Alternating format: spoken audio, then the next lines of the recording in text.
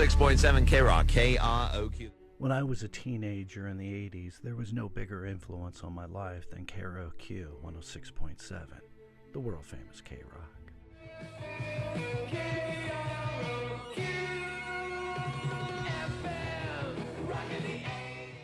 KROQ was raw, rebellious, electric, like a pulse of a city that never slept.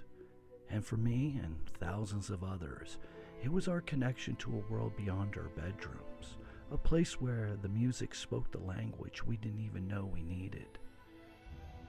I'll never forget the first time I heard New Year's Day by U2 on KROQ. The opening piano, the bass line, Bono's soaring voice. It was like a spark that lit up the sky. I sat there, frozen, listening to that song. And in that moment, I felt like I was part of something bigger, like I could see beyond the edges of my life and dream of something more. That record wasn't just a song, it was a feeling, it was possibilities, it was hope. Years later, life did a full circle thing and I ended up working at KROQ KROQ. I was there standing side by side with the DJs I grew up idolizing. 106.7 KROQ. Richard Blade, the hardest working man in radio. The late great Jed the Fish and KROQ! and Rodney on the Rock. These weren't just voices on the radio anymore. They were my coworkers, my mentor, my friends, legends who shaped generations of sound. I still remember the surreal feeling of standing in the same studio where I used to imagine what it would be like behind the mic. And then came the day the station decided to get rid of all the vinyl records. Stacks and stacks. Decades of music history. Just gone.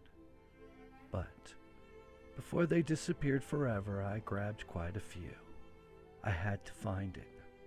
I had to find U2's War, and there it was, that same exact record that once crackled through my speakers as I laid in my room, dreaming of the future.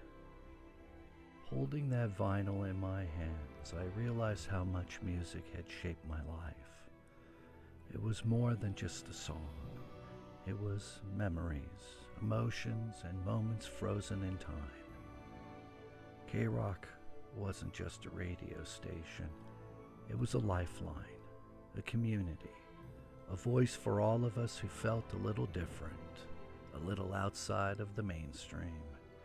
It was the soundtrack of my youth, and that one record, New Year's Day, was the song that started it for me.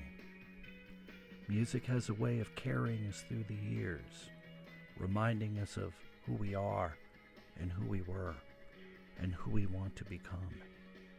And sometimes, if we're lucky, we get to hold a piece of it in our hands.